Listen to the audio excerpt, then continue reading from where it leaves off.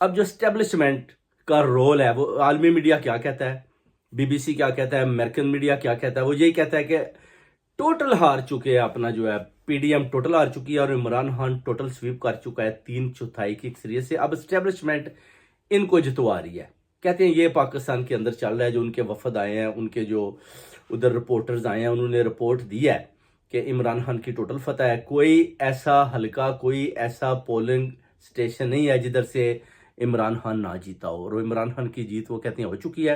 اب گیم چل رہی ہے اسٹیبلشمنٹ اور ان کے اندر، اور اسٹیبلشمنٹ ان کو اب جتوا رہی ہے۔ وہ کہتے ہیں جدھر جدھر سے اسٹیبلشمنٹ نے ان کو جتوایا، ہم ادھر بھی گئے ہیں، ادھر بھی جا کر دیکھا ہے کہ اسٹیبلشمنٹ نے قبضہ کیا ہوا ہے پولنگ سٹیشنوں پر، اندر ٹھپے لگانے کا سلسلہ جاری ہے۔ پھر نواز شریف کے آگے بھی وہ کہتے ہیں، ہم سوال کرتے ہیں کہ آپ کو تو اسٹیبلشمنٹ جتوا رہی ہے، تو وہ کہتے ہیں جی مجھے تو اسٹیبلشمنٹ کے ساتھ کوئی پرابلم ہی نہیں ہے۔